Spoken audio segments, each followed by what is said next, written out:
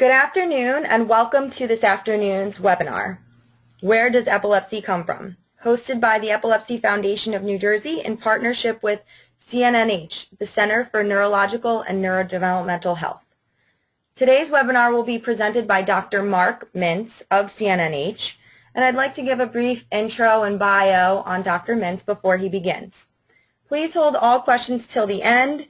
You can ask questions by utilizing the questions box, and at the end I will read them aloud for Dr. Mintz to answer. This session is being recorded, so we'll go ahead and get started.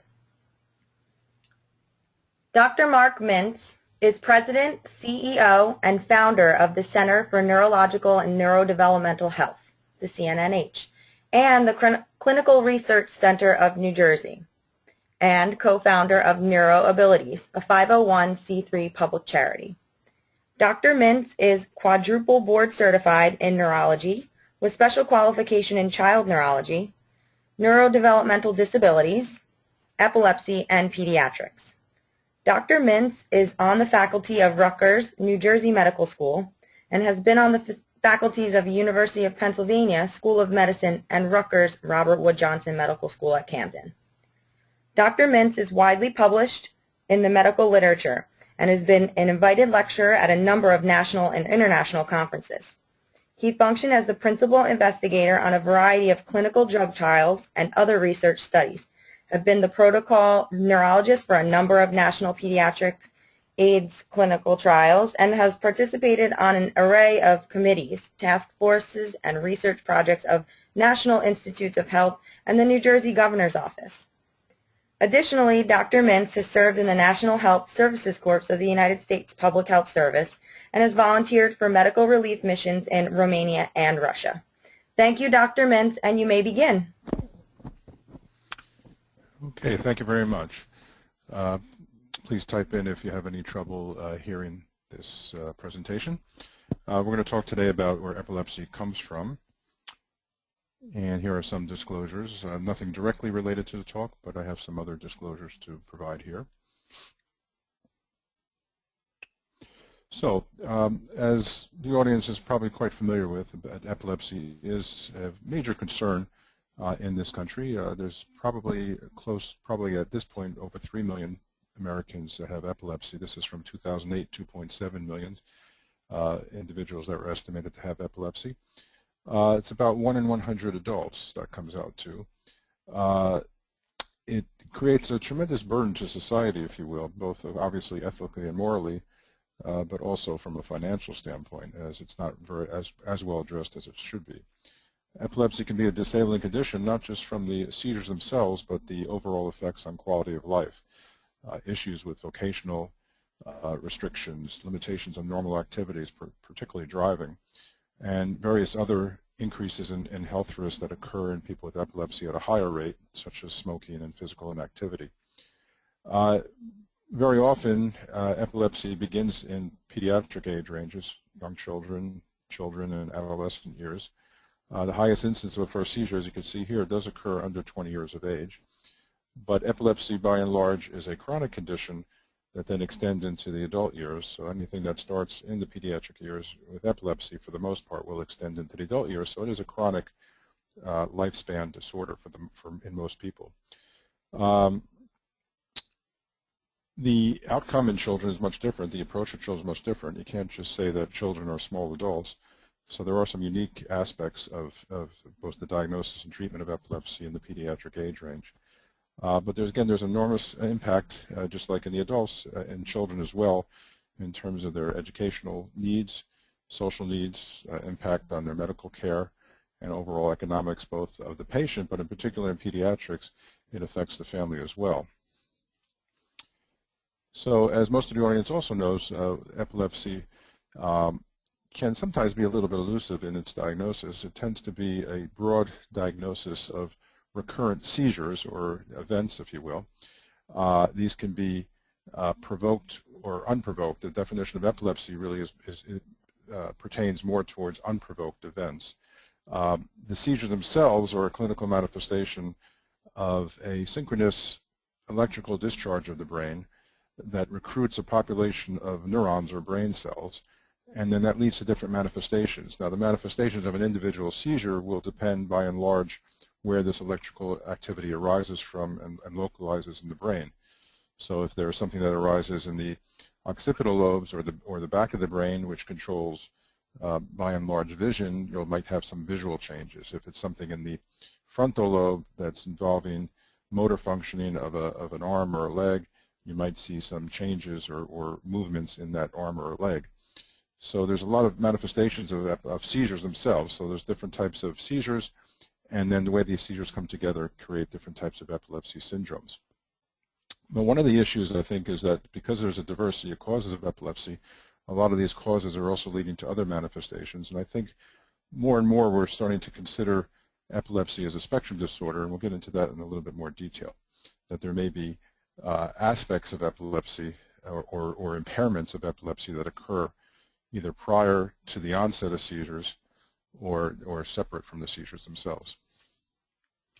So the definition, in 2005, the ILA, or the International League Against Epilepsy, has a task force to try to help define epilepsy. And in 2005, they described an epileptic seizure, again, as a transient occurrence of an abnormal, excessive or synchronous discharge from the brain, causing various signs and symptoms, again, somewhat related to where they arise from in the brain. And epilepsy was the recurrence of seizures that were unprovoked. So seizures are an event, and epilepsy is the recurrence of these events, again, in an unprovoked state. Because anybody can have a seizure. Everybody's brain has the ability to have a seizure under the right conditions. But epilepsy is those brains, if you will, that have different reasons to have a predisposition for recurrent seizure events. More recently, the ILA has tried to redefine the definition of epilepsy, and here's their 2014 operational or practical definition of epilepsy. They now have sort of evolved, and instead of calling epilepsy a disorder, they're accepting the fact that epilepsy is really a disease. It's something that's ongoing. In some cases, it can be progressive, but in most cases, fortunately, it's treatable. And we'll get towards, in the end of this talk, that even in some cases, even is curable in some situations. But the definition, again, epilepsy is a chronic condition.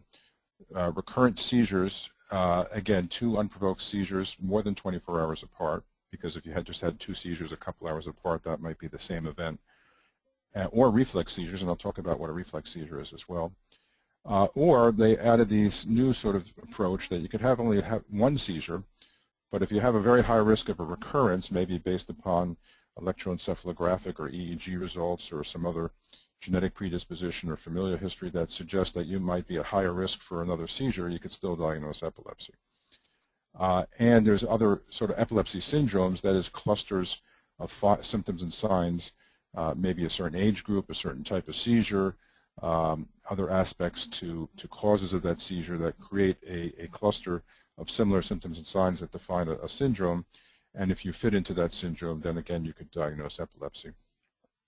On the other hand, the new definition allows for resolution of epilepsy, which the old definition really did not.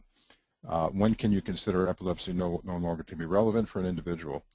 And that might be those that have an age-dependent epilepsy syndrome. In other words, there are some epilepsies, syndromes that occur in very specific age ranges, let's say like infantile years, and they tend to be relatively benign in the sense that they don't necessarily lead to adolescent or adult epilepsy. So if you're past that age group and you're not having recurrent seizures and nothing else seems to be abnormal, then you could say epilepsy is now resolved.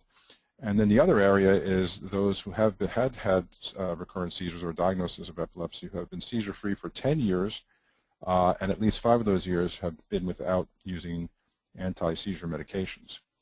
So then you can declare somebody seizure-free or epilepsy being resolved. And that's important, obviously, in the adult years to lose the diagnosis of epilepsy in terms of everything from driving to jobs and very other aspects of daily life. But I would say after you come through the rest of this talk, you'll see that in the future, epilepsy, thus far, epilepsy has been defined more by external manifestations and a little bit of supporting clinical evidence. In the future, I think you'll see epilepsy defined more from, if you will, the inside out. It'll be based upon the biological findings that would include the genotype or what your genes tell you, neurophysiological findings such as EEG, maybe other forms of structural tests, advanced forms of neuroimaging in the future, and other biological markers to sort of establish this biological profile or biological phenotype, then coupled with the manifestations of those biological findings, that is, the type of seizure that might be observable or might not be observable, it might just be seen on EEG, and other sort of aspects that might be associated with the clinical profile that might include a developmental delay, an intellectual disability, autism, brain injury, etc., and associated disorders that might be related to epilepsy itself and or the treatments for epilepsy, but also those that might be totally unrelated to the epilepsy. And once a biological approach to epilepsy is taken, which is happening right now, and evolving to a more complete form, then therapies could be more targeted at disrupting the biological pathways or changing the course of disease rather than just suppressing symptoms, that is, trying to suppress seizure occurrences and seizure numbers, which has been the mainstay of therapy to date. And also specific therapies in the future, once the biological profiles are understood better, can really then help to focus on quality of life as well. And I think that's where we're starting to evolve to. Now, I did mention before reflex epilepsies, just to mention them briefly, they require some sort of stimulus or event that elicits a seizure, such as you can see here some triggers. Some people only have a seizure when they're startled or reading or some sort of tactile sensation. Sometimes people have seizures only triggered by certain types of music or drawing, bathing, thinking, arithmetic, decision-making, gaming, etc. Gaming being video gaming or certain video patterns. And these are considered now epilepsies as well if they're recurrent. Now, you also have to remember that there are many events that occur on a repetitive fashion but are not actually epileptic. They may look like seizures, and they have to be differentiated from epileptic seizures. And these include various types of movements in babies and young children. They could have sudden events of shaking or shuddering. During sleep, a lot of people have all types of little jerky movements called myoclonus. People are familiar with tics, which are repetitive, somewhat stereotypical and predictive movements. Chorea, which is a more bizarre movement that is uncontrollable. Various forms of dystonia, which is also a movement disorder. What has been called pseudo-seizures are now called psychogenic non-epileptic seizures, or PNES. These look just like seizures, but they're not epileptic in nature. They're not necessarily something that is totally a behavioral event. They can be from something akin to a conversion disorder, which is a deep-seated psychopathology that leads to manifestations that look like seizures, but they're not epileptic in the classic sense and do not require typical interventions for seizures, but they require different forms of interventions, and they shouldn't just be written off as somebody that is, sometimes these people get written off as faking it. It's not a matter of faking it. It's really a matter of a medical disorder that needs to be addressed. It's just not epileptic. Self-stimulatory behaviors can sometimes look like seizures. Torticollis, which is a movement of the neck and head. Startle responses in babies. You can have forms of masturbation that look like seizures, and also seizures can actually, certain types of frontal seizures can actually manifest in forms that look like masturbation as well. Unusual eye movements, and all four forms of loss of tone, such as fainting spells, syncope, drop attacks, narcolepsy. Even attention deficits can sometimes look like a seizure, and sometimes they are a seizure. Sometimes they're not, and sometimes they are, and that's something that we'll talk about a little bit. Perceptual disturbances can occur during a migraine, during vertigo attacks, and this could also lead to abdominal pain. So a lot of these things are not necessarily epileptic, though a lot of them are. So sometimes this can be very hard to differentiate them. Various forms of behavioral disorders, head banging, night terrors, sleepwalking, nightmares, rage, confusion, fear, again, PNES. Disorders of respiration, holding your breath, breathing fast. In infants, you can have reflux of the stomach that could lead to a sudden stiffening of the body that looks very much like a tonic seizure, but is not. It's due to the gastroesophageal reflux. Cardiac issues are very important. Various forms of cardiac arrhythmias, particularly things like the prolonged QT syndrome, can lead to convulsive events. Those would be considered more provoked seizures and not epileptic, but it's a very dangerous situation since it can sometimes get into a fatal arrhythmia, and something that needs to be recognized because in many cases it's treatable. Endocrine disturbances that might cause low blood sugar or changes in your electrolytes, such as sodium, calcium, etc. We mentioned fainting or syncope, and we mentioned the PNES. Now, differentiation PNES from epileptic seizures, they lack a stereotypical pattern. They tend to be related to some sort of psychological process, stress, anxiety, some other psychopathology. During the event, the eyes usually are closed, and they tend to avoid painful stimuli. There's limited after-seizure or post-ictal confusion. You never really see them occur in sleep, whereas a lot of epileptic seizures do occur in sleep. And they don't usually occur when the patient's alone, and they tend to peak in adolescence. Now, I mentioned before that sometimes when we're talking about epilepsy, I think we're starting to evolve into an understanding that we're just looking at the tip of the iceberg if we're just going to define epilepsy as observable events, observable seizure events. We might be missing sort of unobservable seizure events, if you will, subclinical seizure events, or just changes in the brain that are prodromal or predisposition to eventually developing recurrent seizures consistent with epilepsy, but they might be causing dysfunction of the brain, such as neuropsychological changes, cognitive problems, learning problems, behavioral issues, etc.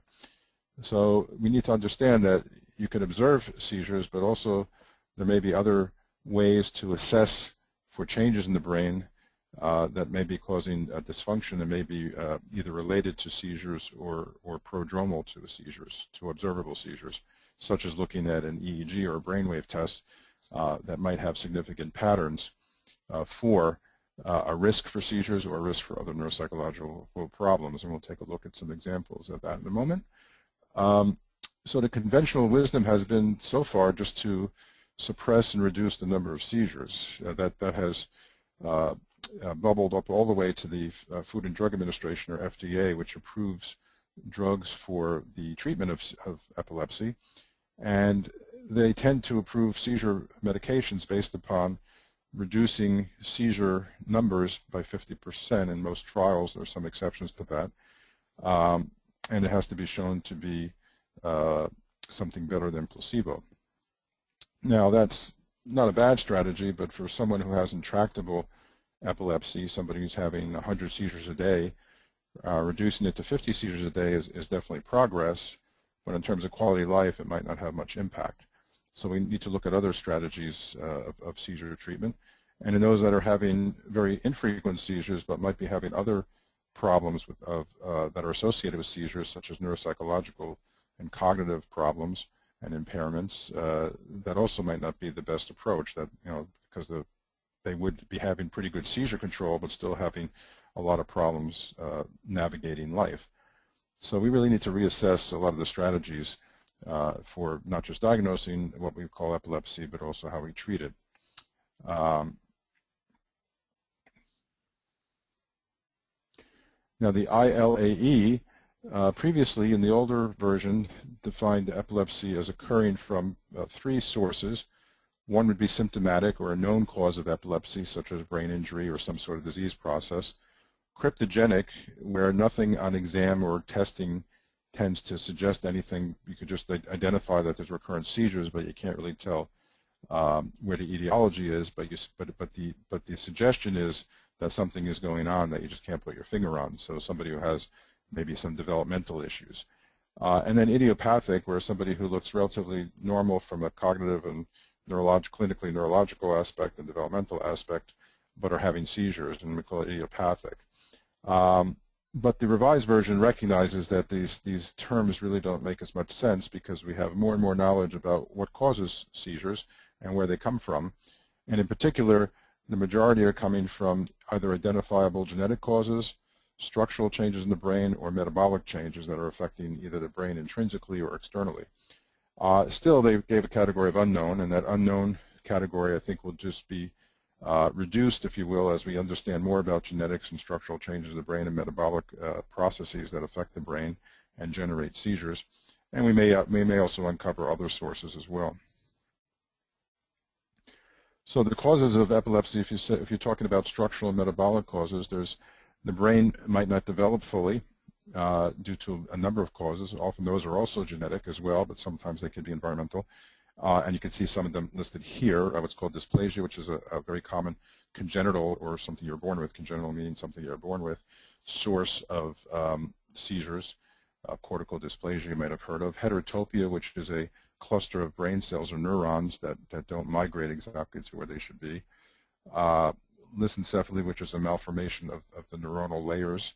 And double cortex, which is an actual duplication of the external layer of the brain, the cortex, where most of your brain cells or neurons tend to reside.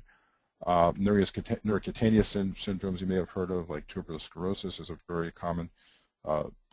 When somebody has tuberous sclerosis, they often have epilepsy associated with that. Tumors, infections can cause seizures during the infection, but also as a result of the infection, days to weeks to months to years later, depending on the type of infection, usually from some sort of brain injury. Traumatic brain injury is now a major source of epilepsy due to our veterans that are returning from various wars, coming home with various forms of brain injury and eventually developing epilepsy. Vascular problems within the brain, such as arterial venous malformations. Babies can have all types of problems due to prematurity events surrounding their birth, as well as things occurring in the nursery. Stroke can occur at all ages and has a high risk of developing epilepsy. A lot of epilepsy is associated with developmental disorders, and a lot of these developmental disorders occur because the brain networks don't connect as well as they should, and what we call sort of a disconnectivity or a lack of integrity of the network of the brain, and that can also lead to associated epilepsy. Genetics we'll talk about in a moment, because that presents a high marker, is a very good marker for risk and susceptibility of epilepsy. And you have syndromic epilepsies, and these could be associated again with some sort of underlying condition that affects brain connectivity and brain development. And it's not unusual in those situations to have an associated problem like epilepsy, such as in individuals with autism spectrum disorders, intellectual disabilities, very high rates of epilepsy. Now, a very exciting area is the concept of understanding our genetic makeup in general for almost all aspects of healthcare. But in the area of epilepsy, there's been an explosion of understanding of various genes that predispose to epilepsy. Genes, which are little lengths of DNA that make up a region that then codes, if you will, or creates a protein, and those proteins then provide create different structures in the brain, or may drive certain types of reactions, biochemical reactions in the brain, and they could affect development of the brain, and they could affect function of the brain. And in the case of epilepsy, they can also drive the electrical activity of the brain that may lead to a seizure. And more, we're understanding a lot of epilepsies that were defined from a clinical standpoint, we're starting to define their genetic basis. And we're starting to understand the processes that are involved, and this is leading to potentially very exciting treatments. So there are genes that code for different channels in brain cells, things that affect the ability of calcium and potassium and sodium and magnesium to go in and out of the brain cell. One is called SCN1A, is a very popular one now, which causes a Dravet syndrome you may have heard of in the press, particularly because Dravet syndrome may be a epilepsy that is amenable to a marijuana derivative called cannabidiol, and for some very distinct biochemical reasons for that. So there are things now that you could design or targets now that you have for certain epilepsy syndromes. So targeting this sodium channel might help to alleviate the epilepsy or alter the course of disease over time. Calcium channels are another area, potassium channels. Now these things are not unique to the brain. So if you have a calcium channelopathy, if you will, or a problem with your calcium channel or your potassium channel, it may affect your brain, but it also may affect other organs that are dependent upon electrical transmission, such as the heart. So identifying these genes may also clue somebody in that they may have a risk or susceptibility for a cardiac arrhythmia. So the finding of genetic associations is very, very important. There are some genetics, some genes that seem to be involved in different receptors in the brain, listed here, like the GABA-A, the NMDA, nicotinic receptors. And again, this helps to design different and various approaches, such as the GRIN2A and the GRIN2B gene. If there's a genetic variation that appears to be pathologic in those genes, there are certain medications such as memantine that might affect the NMDA receptor and might alleviate some symptoms. Likewise, if you look in the other column, GLUT1 deficiency is something that can be treated with the ketogenic diet. The creatine deficiency syndromes also can be treated with various supplements and nutritional changes. Likewise for pyridoxal 5-phosphate and pyridoxine. So it's not just a matter of academics, but it really is affecting overall clinical care and management to understand the genetic basis of epilepsy. And right now, there's probably over 450 genes that are somehow either involved with creating seizure risk and susceptibility, either directly or indirectly. And there may be more genes that are associated with epilepsy as time goes on. So we'll have to see how this plays out. But these tests are now commercially available. And you could order epilepsy panels, if you will, that are specific, targeted for these genes associated with epilepsy, or what we call genes of interest. And many of these tests are done just on a sample of saliva, so they can be relatively easy to obtain. And again, it can provide a lot of very important information. Now, if somebody has a traumatic brain injury and has epilepsy, the genetic associations are much less of a concern, but that doesn't mean they still don't have a predisposition for epilepsy, that maybe the brain injury tended to tip them over the edge, if you will. So there still could be a predisposition or a risk and susceptibility. Genes, again, provide a measure of risk and susceptibility. Having one of these gene variations doesn't necessarily mean you're going to have epilepsy, but it may increase your risk. And under the right conditions, you might have epilepsy, and then you have to look at other factors like family history, maybe look at the EEG, look at the other clinical findings to decide if that gene is involved in somebody's seizures. Now, there's also a very strong connection between epilepsy and autism. There's a very high prevalence of epilepsy in children and adolescents who have underlying autism, and ranging from 6 to 26%. The higher end of that is in those that have associated intellectual disability and/or cerebral palsy. If you look at autism, like epilepsy, is a chronic disorder and disease that will extend into adult years, and except for maybe 10% who tend to resolve. But if you look at the cumulative risk over time, it could reach as high as 67% in adults. And there's also a high percentage of what we call subclinical spikes, which we'll look at, and other EEG abnormalities, which we'll look at in a moment. So that's a very interesting association. Again, I mentioned before that if you have an underlying brain disorder of some sort, particularly that's congenital or developmental, your risk of having a seizure and then developing epilepsy is rather high.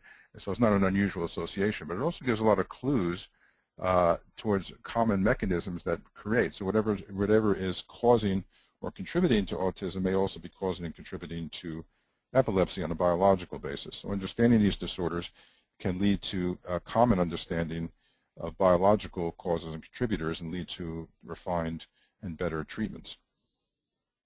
Having epilepsy in someone with autism increases your mortality up to about 7-fold, so it's an important reason to try to understand if somebody is manifesting epilepsy if they have autism, and it can be very difficult in that population. So overall, when somebody presents with seizures, we have to sort of evaluate and understand, first understanding the seizure type that they're presenting with, understanding if it's starting from a focal area of the brain or is it starting, if you will, primarily generalized or not necessarily from one area of the brain, whether it was provoked or unprovoked, and is there some identifiable mechanism that can be understood. We look at the overall neurological examination as well as the total physical examination. The EEG can be very important. It provides for abnormal electrical discharges coming from the brain that may be associated with epilepsy or may represent a lowered threshold to develop a seizure. The EEG can spatially localize or give us some idea what part of the brain is being involved in generating the seizures. What's the overall burden of these electrical activities such as spikes, and in many cases to try to establish a direct correlation between the electrical phenomena and the clinical manifestation. Often that can be done with a video, a timed video representation simultaneous to the EEG, so that you could see when there's an abnormal change on the EEG, you could see what's happening to the individual clinically in a time-locked fashion. And then overall, we look at the age of the patient, the type of seizures, the EEG findings, and other clinical parameters, and try to see do they fit into a known seizure syndrome. Other diagnostic tests that are important in epilepsy include various forms of neuroimaging, or trying to look at the brain. You could look at the brain in a structural way, that is magnetic resonance imaging or MRI or computer tomography, CAT scan, and something that is developing very rapidly, diffusion tensor imaging, which gives a very exquisite view of the structure of connections in the brain. And you could look for changes that may predispose to seizures. In some cases, those changes or structural changes may be amenable to a surgical intervention, which in some cases can even lead to a cure. Functional imaging of the brain includes things like you might have heard of PET scan or positron emission tomography, SPECT scan, and PET scan is more of a way to look at the brain metabolically, as is MRS or magnetic resonance spectroscopy. SPECT scan and fMRI or functional MRI are ways to look at blood flow in the brain. And so this could give you other aspects of how the brain is functioning and can help to, again, localize areas that are problem areas in the brain that might be giving rise to seizures. And I put electrical here, not classically thought of as a neuroimaging study, but I would say that EEG and denser AEG, which we'll look at, and magnetic encephalography or MEG, event-related potentials, and denser A event-related potentials, these provide a electrical image of the brain. And still, these other parameters, the structural parameters, the MRI, are static images. They're fixed in time. Functional imaging tends to also be a static image, and it is an indirect measure of brain cell function, looking at blood flow to a certain region or metabolic activity. But EEG, or electrical imaging of the brain, still remains not only one of the oldest tools that we have as a neurological tool to try to diagnose and manage epilepsy, but it provides real-time direct measurement of neuronal or brain cell activity, and it does it over time.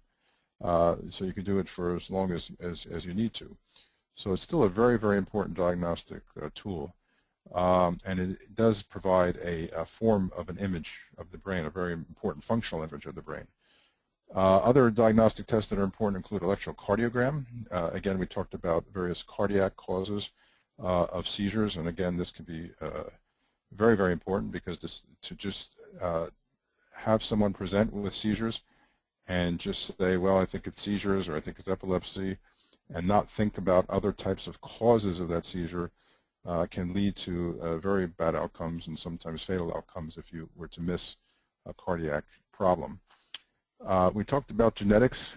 So the way to look at genetics is various ways listed here, different ways to look at your DNA. And the ones I mentioned are the so-called targeted exome DNA sequencing, or epilepsy panels, which are more specific for epilepsy, and or looking at the DNA in a type of cell, part of the cell called the mitochondria.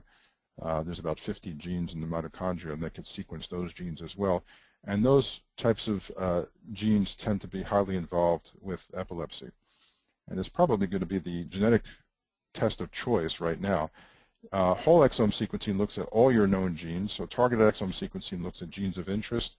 In the case of epilepsy, like I mentioned, that depending on what company you use, some panels are 70 genes and some are over 400 genes or over 450 genes. And whole exome sequencing looks at all known human genes, which is 20,000. Sometimes that's done as a reflex test. In other words, if the epilepsy panel is not diagnostic, then they'll proceed to the whole exome panel. And the targeted exome panels, again, are a better way to start because they're a little bit more focused. And as you get into more and more genes that you sequence, you get into a lot more complications in trying to interpret the results of the study due to what's called incidental findings and overlap and trying to correlate it to the clinical situation. But the reflex testing, I just saw one recent presentation last month where one of the genetic companies presented their data showing that using the whole exome DNA sequencing as a reflex test increased the number of genetic diagnoses by about 25% for those with epilepsy. However, their epilepsy panel was not so robust. It was only about 70 genes. So again, if you started with a higher level targeted panel, you may have less results on the reflex testing. But suffice it to say, these tests are commercially available and should be considered in everyone who has a form of, if you will, non-acquired epilepsy, not from necessarily from a known cause such as traumatic brain injury. But even in those cases, like I mentioned before, in some cases genetic testing might be useful as well. In epilepsy diagnostics, it's also important to look at somebody's overall biological profile, if you will. That includes a blood profile, looking at different elements like copper and electrolytes like sodium, magnesium, and other aspects that can be tested. Metabolic studies, as mentioned here, things like amino and organic acids, lactate, pyruvate, and other specific studies, hormonal studies, measures of inflammatory markers, allergy markers, autoimmune markers, etc. Celiac disease is associated with, can be associated with epilepsy in some cases, so there might be specific testing depending on the clinical presentation. Infections, both ongoing chronic infections as well as the results of infections. In some cases, it's necessary to look at the cerebrospinal fluid, looking for things called neurotransmitter disorders, folate disorders, and even looking at so simple as a glucose level as a marker for what's called GLUT1 deficiency, which is a glucose transporter deficiency where glucose or sugar is not transported into the brain as well as it should, and could lead to a treatable epilepsy condition. I mentioned before, utilizing the ketogenic diet. Rarely these days is biopsy necessary with all these other tools that we have, but occasionally that still can play a role. Neuropsychology is often overlooked in epilepsy, but again, in terms of quality of life and overall functioning, it's important to understand someone's neuropsychological profile because epilepsy is a disease. It's a brain disorder, and it can affect neuropsychological cognitive functioning, and also which would affect everything from learning to relationships to emotional states and to vocational abilities and goals and skills. And this could change over time as well, and it could be, again, a result of epilepsy, but often it could be a result of the treatments of epilepsy, such as medications. In certain individuals, particularly in those with a concomitant intellectual disability or autism, a functional behavioral analysis can be useful as well to try to tease out biologically driven behaviors from those that are more learned and provide a good behavioral management strategy. Now, I mentioned EEG before as a very important tool for diagnosis. The standard EEG uses about 19 to 21 channels or little electrodes that are placed on the top of the head, as you can see there on the right. And that technology really didn't change for 60 plus years. The only thing that changed in the 1980s is it went from a paper recording to more of a digital recording, but it still maintained the 19 to 21 channels and just was placed on top of the head. These required a little scraping of the scalp to cause skin abrasion, utilizing various forms of glues and paste to try to create an electrical bridge. It can take about 20 minutes to put on about 20 electrodes. And in those that with behavioral challenges like autism, it can be very difficult. And often patients would be getting traditional EEGs with sedation and or restraint. Sedation tends to suppress brain activity, so it makes the EEG somewhat worthless. And of course, restraint is a difficult situation and creates a lot of anxiety, particularly in those with special needs. Denser EEGs and other forms of these sort of sensor caps, as you can see here. This is a sensor net, and then there's some forms of what are called caps. allow the electrodes to be placed on the head very rapidly within 1 to 2 minutes, very comfortably. And as you can see here, it provides more whole head coverage. So you have electrodes that go below the ear, on the cheek, and a much larger number of these electrodes allows for what we call a dense array. So you have about 100, right here you can picture about 128 electrodes compared to the 20, so you get much more data. And again, it's much easier to do in especially those who have challenges such as special needs populations.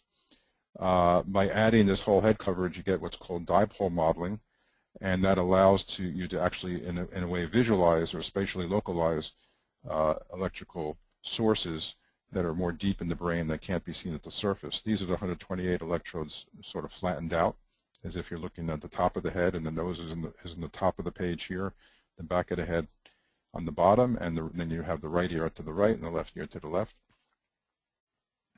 And you can then take electrical activities with certain types of technologies and certain types of software, and you can actually plot it onto the MRI. And this is an image of the brain, an MRI image of the brain. And there are little clusters here that you can see. This is sort of the electrical source. So you could actually visualize where the electrical source is coming from. And you can also see that over time. That's seen here at different time points. And this would be sort of a propagation of an electrical source that can be done both with a sort of a resting EEG, but you also see this with a provoked EEG or an active EEG, which is sometimes called event-related potential, where you give somebody a task, visual or auditory task, and then you can measure to see where that goes in the brain, and that can provide important information as well. Another way to obtain dipoles, if you will, is this thing called magnetic encephalography, or MEG. You can see it pictured here. It is a very interesting and advanced technology. It has some drawbacks from an office-based approach, if you will, from an ambulatory approach, because obviously it's a very large machine. It's not an office-based procedure. Requires a cooperative patient to sit in the machine because there can't be much movement. But it's very useful, particularly in research and also in clinical practice for pre-epilepsy surgery evaluations. It's often used to try to pinpoint the source of the abnormal electrical activity for something like a surgical intervention.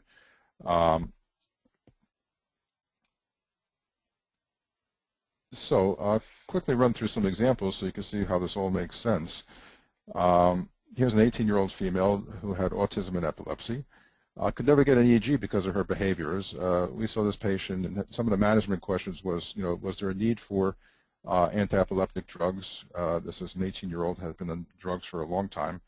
And did she have a what's called electrical status epilepticus of sleep, which is an epilepsy syndrome that's associated with autism, particularly regression of autism, and might be treated in a different way. So never being able to get an EEG, we actually put her through a desensitization protocol with some behavioral individuals that we have, behavioral analysts that we have here, and she was able to tolerate the procedure and actually became a reward where she actually desired to have the study. And the EEG findings were quite significant, 122 spikes in a 40-minute recording, and we did not see this ESIS. So that really helped us with our management. Here you can see the spikes. This is what a spike looks like over here. This is sort of the opposite, what we call a dipole, if you will. If you can see, it's sort of reversed of what you see here. And actually what that means in this type of display is that the source, or where the seizure is being generated, is right in here.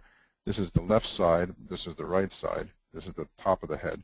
So this would be approximately the left central region, if you will. Let's see what we have. And you can plot that right on, actually a little bit farther back. It's actually in the left parietal region and also in the occipital region here. You can see this from the side of the brain onto the MRI. You can take that same discharge and plot it onto the MRI. This is a 4-year-old, also with autism, but no history of seizures.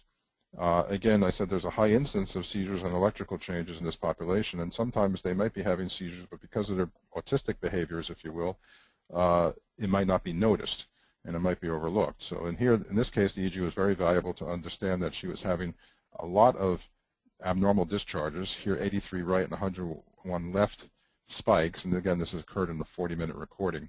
So these would be sort of designated as subclinical spikes, or spikes that are occurring without observable seizure events, or at least seizure events that may occur but nobody observed.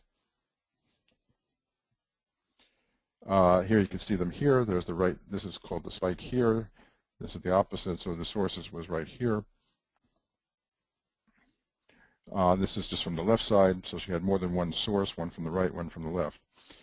Other diagnostic studies include things like MRIs, and sometimes they can be very important because they can provide not just a diagnosis, but also a treatable entity.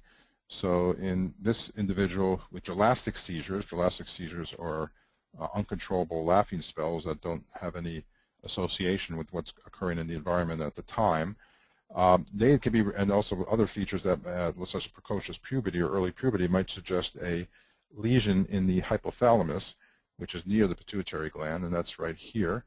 And that hypothalamic hamartoma, if you will, is a common cause of gelastic seizures and precocious puberty associated with other forms of epilepsy, and is surgically amenable to treatment and often cure. So often removing the hypothalamic hamartoma will resolve the epilepsy. There are all sorts of genetic disorders that are associated with epilepsy. Angelman syndrome is a common one, and you can see some features there on the left, and this is something, again, that can be identified with genetic testing. Rett syndrome used to be considered a form of autism. It's now been separated out because it's well known to be associated with a specific genetic problem in what's called the MECP2 gene. And they present with this common classic hand-washing, repetitive hand-washing that you can see there on the right, but there's a lot of other problems with Rett syndrome, including autistic-like behaviors and epilepsy. Tuberous sclerosis is a very epilepsy is very commonly associated with tuberous sclerosis, and tuberous sclerosis is another disorder that can be tested for through different gene tests, but there are some classic features that are often seen, such as these white patches and this facial exanthem that looks like acne but is not.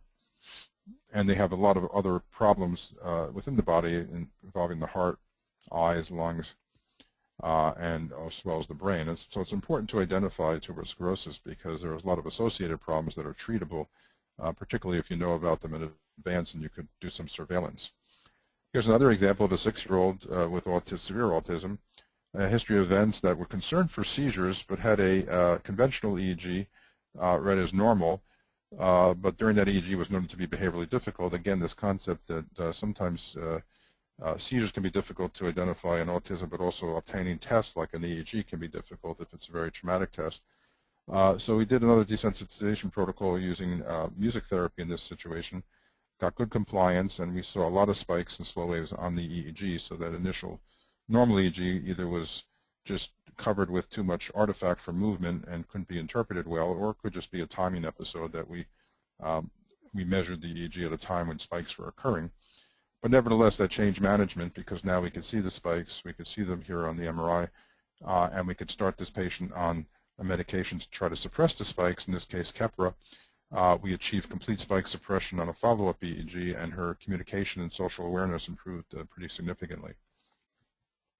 And here's the situation in somebody who presented with sort of an ADHD type of problem, had been treated on the outside for ADHD, but we looked at this from more of a biological, neurological basis and found that there was significant EEG abnormalities, including spikes, and significant neuropsychological deficits on neuropsychological testing, treated with levetiracetam in this case, with good spike suppression and really improvement, not only in behaviors, but you could see here marked improvement in neuropsychological or intellectual testing, cognitive testing.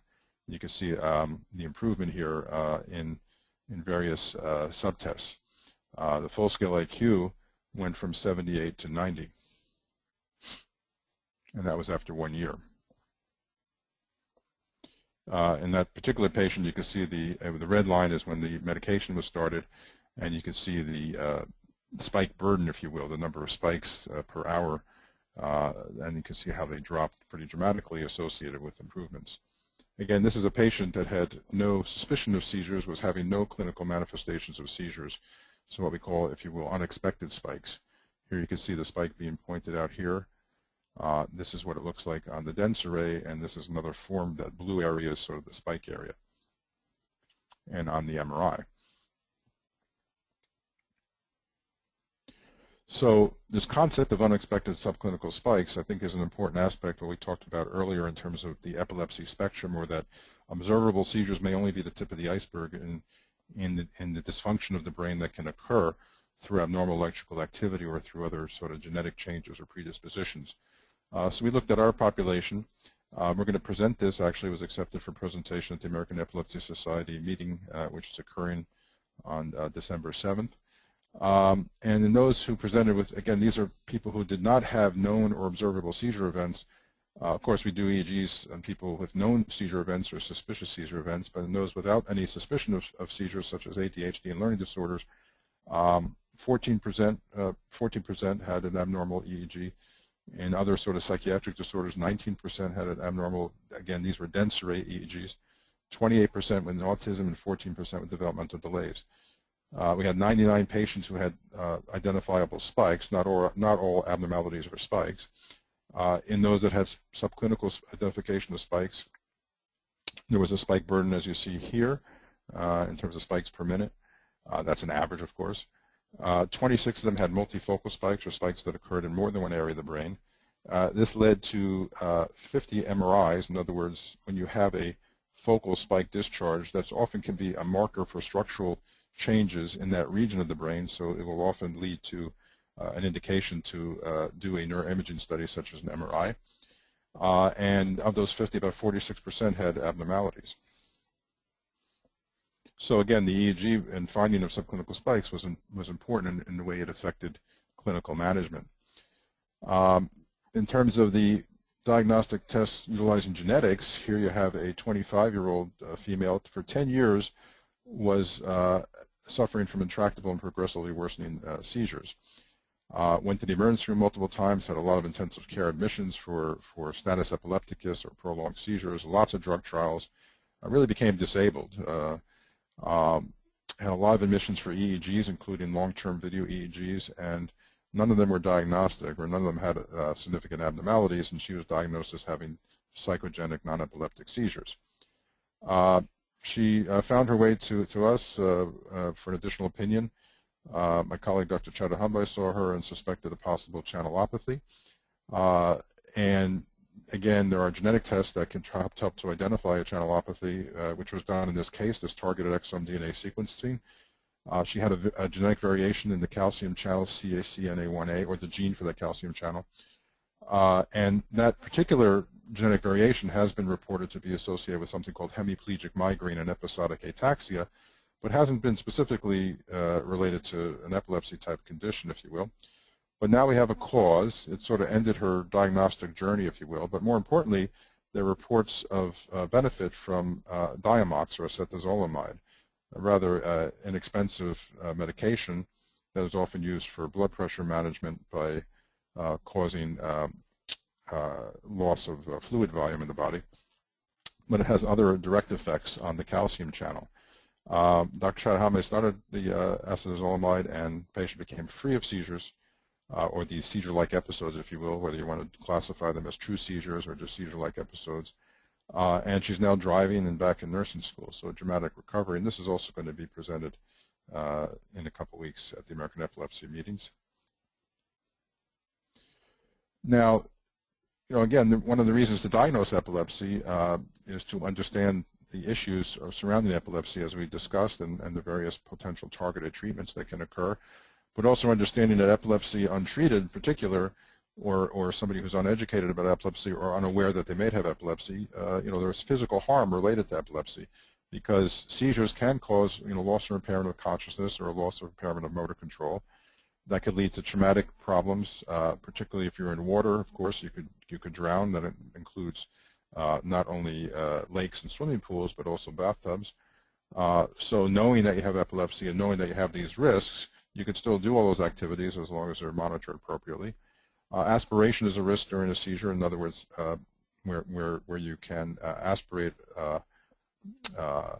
items into the lungs and cause embarrassment of ventilation and oxygenation. And of course, if you have a seizure while driving, that could lead to motor vehicle accidents.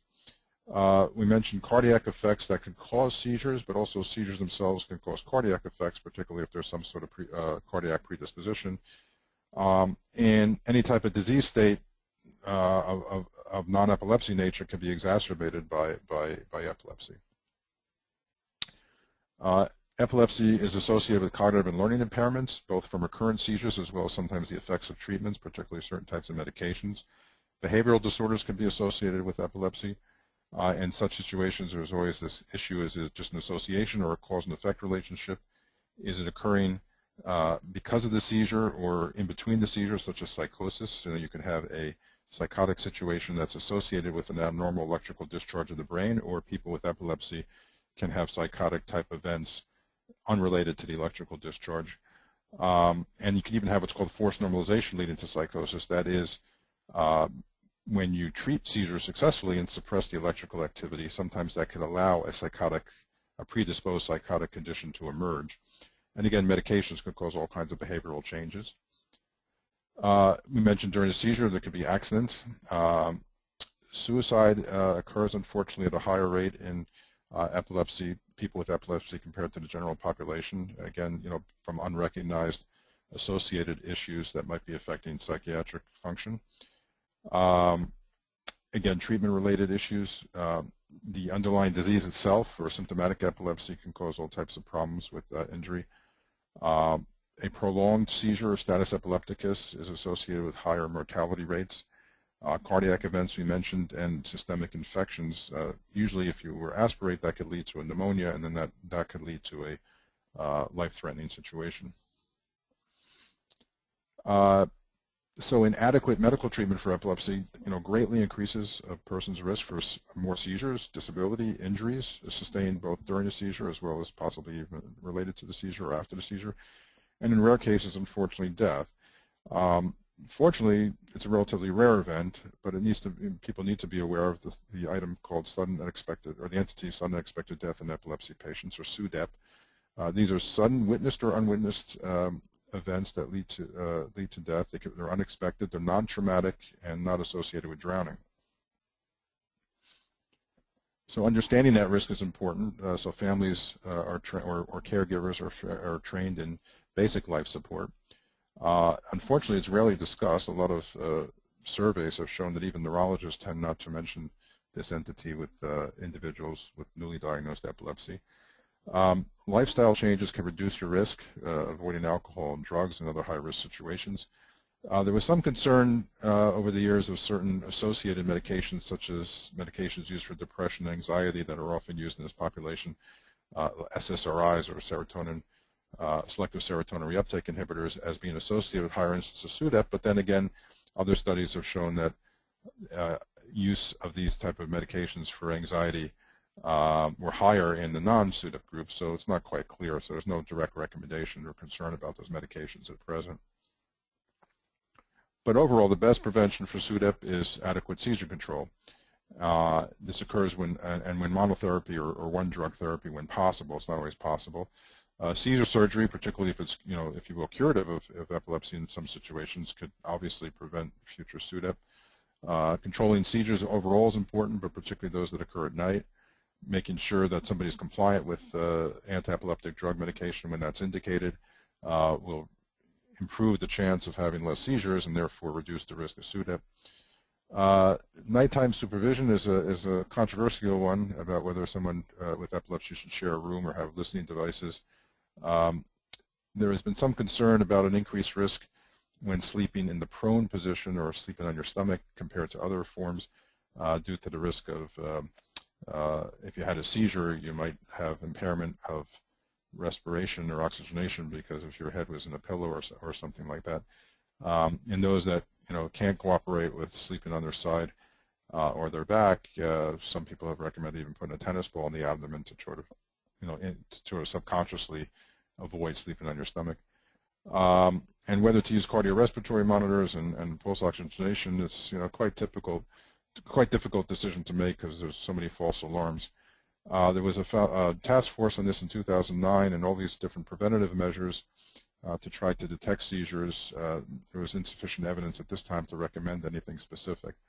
So again, it has to be done on a case-by-case, individualized basis. What should be done for an individual, it might depend on the type of seizure they have, the frequency, the risk, of SUDEP. And for example, in young children, it's very, very rare to have SUDEP. So again, it has to be something that an individualized decision between you and your physician. When someone has a seizure, there's sort of the acute treatment of first aid, the ABCs, airway, breathing, and circulation, injury prevention, activating 911 when necessary for a prolonged seizure, checking for injuries, allowing the person to rest, assessing for triggers and causes, and in many cases instituting some sort of medication intervention, particularly for a prolonged seizure. That usually would be done by the ambulance crew or somebody with an emergency room situation. Or if you have known seizures, you might have access to something like a benzodiazepine, such as Diastat, which can be given at the time of an acute seizure to try to abort the seizure.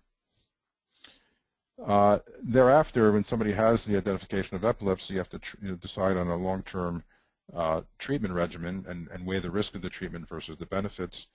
We mentioned the risk of SUDEP, the risk of prolonged seizures, the risk of loss of consciousness, and the treatment strategy might take the form of medication or non-medication treatments. But overall, taking necessary precautions is probably an often neglected area of epilepsy management. So again, the maintenance treatment strategies primarily include various forms of medications to prevent seizures. In some cases, specific hormonal therapies such as ACTH might be used for specific epilepsy syndromes, such as infantile spasms. But there's a growing area of non-pharmacological treatments for epilepsy, and these are very exciting. One that has been around for quite some time is the vagal nerve stimulator, an implantable electrical stimulation device, but there are some newer neuromodulation and neurostimulation devices, some implantable and some that are external, we're getting a lot more evidence on their efficacy in epilepsy and are going to be a very, very important modality for epilepsy treatment as time goes forward and we get more information and data about them. Dietary changes, particularly the ketogenic diet or the modified Atkins diet, can be useful in various forms of epilepsy, particularly in younger children and infants. Epilepsy surgery is potentially curative if the person is a good candidate for epilepsy surgery. That is someone who usually has a very localized area generating the seizures that can be safely surgically removed. And in many cases, that could lead again to cessation of seizures and be curative. In other cases, it can be alleviate a big burden of seizures, though the person may still require some other treatment, such as medication. And unfortunately, in some cases, it's not successful at all. Nutritional approaches are important, particularly in this growing area of genetics, where we can understand various genetic variations that might be amenable to nutritional or supplemental approaches. Lifestyle changes to improve your sleep patterns, reduce the intake of alcohol, rest, stress reduction, those are all beneficial in reducing seizure recurrence. And cognitive behavioral therapies as well, particularly to address some of the concomitants of epilepsy.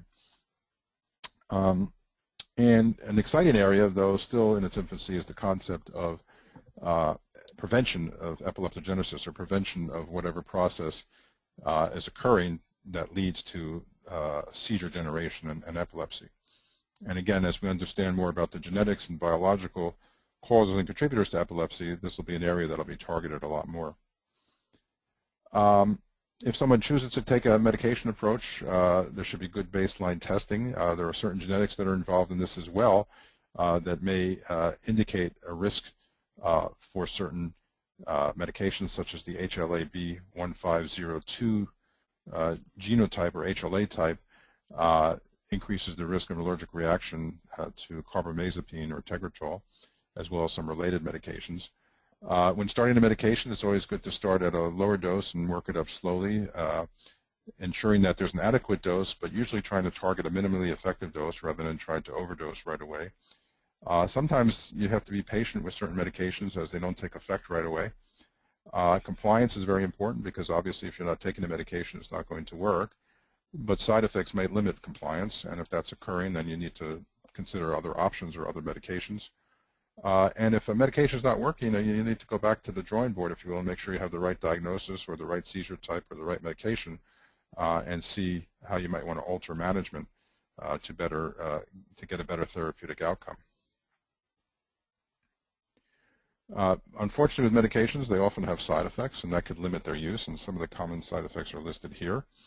And again, in the right side is the concept that in pediatrics, they're not necessarily going to just mimic what occurs in adults, and there's some very special considerations, not just in the pediatric ranges, but also in various adults who have various types of medical disorders that have to be taken into consideration. And baseline testing is important before starting a medication to understand that there aren't any contraindications to certain types of treatment interventions, but also, again, to understand causes and contributors to epilepsy. Choosing a medication depends on a number of parameters, but I think one of the biggest considerations is the safety issues, and there may be certain genetic markers that suggest certain medications may be more toxic, so that's important to know as well. Also, to choose a medication, you want to hopefully choose something that works. Sometimes that can't always be that obvious in the beginning, and it might take a treatment trial to figure that out, but there may be certain medications that are make more sense for certain types of seizure or epilepsy types. If people are on other medications, you have to understand the compatibility of different medications, and this concept of generics versus brand is very important. Generics are not equivalent to brand name medications necessarily. The chemical is the same, but the way the medication is packaged can be quite different, and generics also have many different forms as well. There are also, if you will, different generic brands. So people may handle these medications differently. And with epilepsy, that could be a very concerning issue because if you switch brands, they might have different kinetics, if you will, or different pharmacology, and that could lead to seizure breakthroughs. So you got to be very careful about all that. And again, that's something that has to be individualized. And just to wrap up, just briefly, natural therapies, you got to be careful with the seductivity of something called natural, because not everything that's natural is safe. I mean, they can be very toxic, and various supplements can actually interfere with seizure medicines and cause seizure breakthroughs. So again, that all has to be individualized. So you got to be careful with what are called alternative or complementary therapies. Understand if there's safety data, whether there's proof or not that these things work, what's the scientific sense behind the product, what's the cost of it, because again, these could cause more problems than help. In some situations, they can be very useful. So it really, again, has to be individualized. And just lastly, to wrap up, quality of life is often overlooked. I mean, if all the treatments in the world are not going to be that useful if the quality of life is not enhanced. So epilepsy is associated with various biological issues and neuropsychiatric and neurological concerns, both within the brain and outside the brain. There's a lot of associated neuropsychological impairments. There could be effects in social and community life, family life, problems with keeping and maintaining various forms of jobs, and of course driving issues, and that could be a state-by-state issue. A lot of other psychosocial factors could be involved in the quality of life of someone with epilepsy that might be totally unrelated to the amount of seizures they're having. And you have to differentiate what might be caused by medications versus other environmental and other factors. Quality of life can be very dependent upon the support an individual has with epilepsy from their parents, teachers, and other peers. And also, don't just rely on other people's reports about how somebody's doing, but obtain the individuals or the child, and particularly children, their perspective and perception of life with epilepsy, because we might be missing something. And that can be very important in trying to establish a good therapeutic strategic plan to enhance quality of life. And don't forget these other associated disorders, particularly psychiatric disorders that might be very treatable and might improve quality of life. For those that have a child with epilepsy, there's often concerns, and the parents are often neglected in this paradigm, where there's such a focus on treating seizures in the child that people forget about what it takes to parent a child with epilepsy. You're dealing with the unknown. You often don't know what to tell the child. You're going through a lot of normal emotions that happen in any type of, if you will, a grief reaction, fear, grief, anger, acceptance, uncertainty factors. But also, it's very important to maintain the power of positive thinking and learning how to cope with the anxiety of epilepsy and sometimes the handicapping problems with epilepsy. Make sure your child's self-esteem is maintained, learning problems are addressed, behavioral issues are addressed as well. Sports participation can occur in epilepsy. Again, it has to be sometimes modified for an individual depending on their situation. But you want to maintain an active life in somebody with epilepsy and make sure that their involvement in activities of daily living are optimized and maximized. Driving is obviously a concern for all. So in conclusion, the diagnosis of epilepsy is evolving in some ways to a spectrum disorder.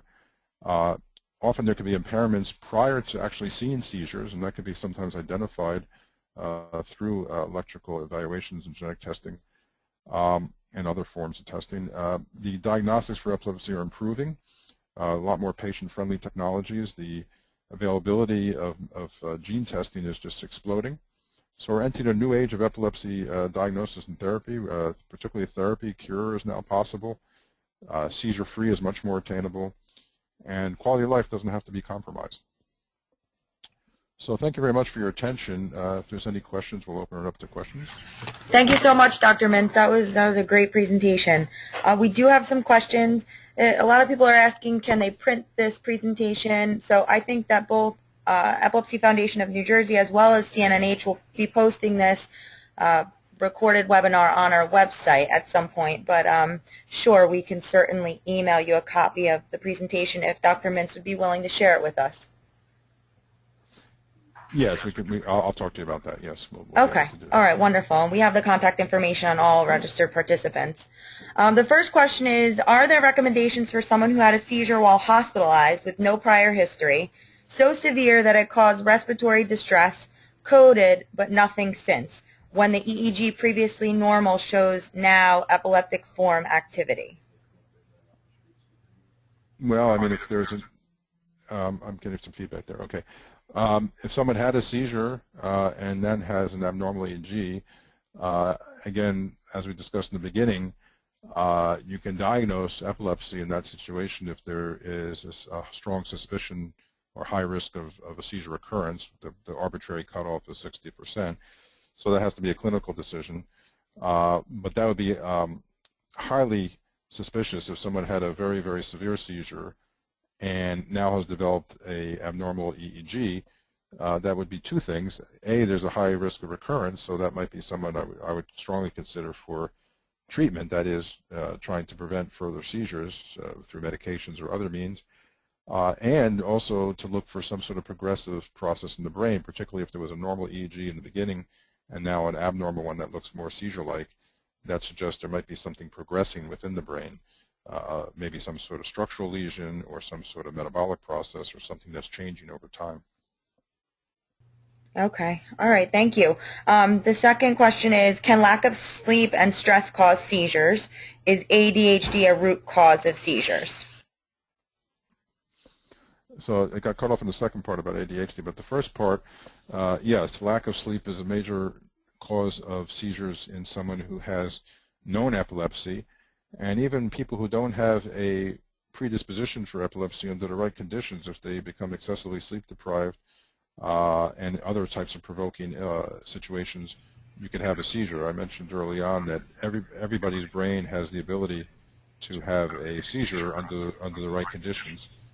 One common event that occurs classically is college students who are away for the first time and get involved in binge alcohol drinking and then go through sudden alcohol withdrawal. And alcohol withdrawal itself is enough to provoke a seizure, lower the threshold for a seizure. And those individuals aren't necessarily going to go on to develop epilepsy. They just have a one-time seizure event. So yes, sleep deprivation, particularly if you have a predisposition for having seizures, can further lower the threshold for a seizure. Okay. All right. Thank you. And then the ADHD question was, is ADHD a root cause of seizures? The answer to that is probably no. I mean, ADHD is a general term for people who are inattentive or hyperactive or impulsive, so that's very, very ubiquitous. The diagnosis of ADHD is not dependent upon the biological cause. So there's very many different biological reasons why somebody has manifestations of ADHD. So it's really more dependent on the biological cause. So there are various biological causes that have manifestations of ADHD that also can predispose to seizures. So sort of the answer to that question is sort of the reverse. It's sort of understanding the biological causes that are leading to the symptoms of ADHD, rather than saying that ADHD causes anything. ADHD really is a result of many different things. It's not a cause of anything. Okay. All right. Thank you. If you had absence seizures as a young girl, Can changes in hormones convert to seizures, and then even afterwards, can that go away after time? The short answer would be yes, but the longer answer would be it sort of depends. It depends a lot about what's being called absence seizures and whether they were more typical or atypical, what the hormonal issues are, and any other clinical features. And particularly these days, again, genetics might play a big role in trying to determine future risk. So it may be that the hormones may in some way be lowering the seizure threshold, and that may be through some other genetic predisposition that could be identified. So it may be an individual who may want to investigate a little bit further some of the newer ways in which we can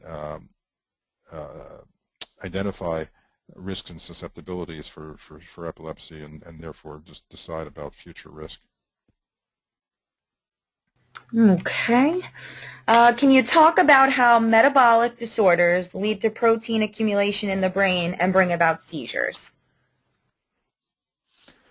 Okay, I'm sorry, maybe I misled a little bit. It's not that they lead to protein accumulation, such as you might have heard in some other degenerative neurological disorders, but more that genes code for proteins that then drive certain functions. An enzyme, for example, is a protein. An enzyme might drive a certain chemical reaction. So it's not that metabolic disorders necessarily lead to accumulation of proteins, though in some certain situations they actually can. But it's more that they disrupt function. So they, for example, might disrupt function of the ability of sodium or calcium or potassium to go in and out of a cell, or they might affect a receptor on a brain cell. As you might be aware, things are called neurotransmitters, such as different chemicals like GABA or acetylcholine have different receptors that they attach to. And if that receptor is abnormal, then the neurotransmitter may not be able to attach to that receptor, and therefore that could cause some disruption of electrical transmission in the brain and lead to seizure phenomena, which is abnormal electrical activity. So it's not necessarily protein accumulation, but metabolic disorders of different types, and metabolic disorder is a very, very general term. There's just hundreds of different types and many, many more types of identifiable disorders.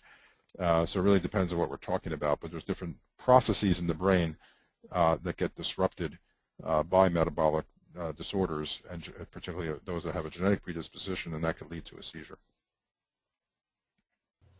Very interesting. Okay, thank you, Dr. Mintz. I believe that's our last question. We want to take this time again to thank Dr. Mark Mintz of the CNNH and thank the Epilepsy Foundation of New Jersey for hosting, and thank everybody who's participated in today's webinar. Thank you. Have a great afternoon, everybody. Take care. Thanks again, Dr. Mark Mintz.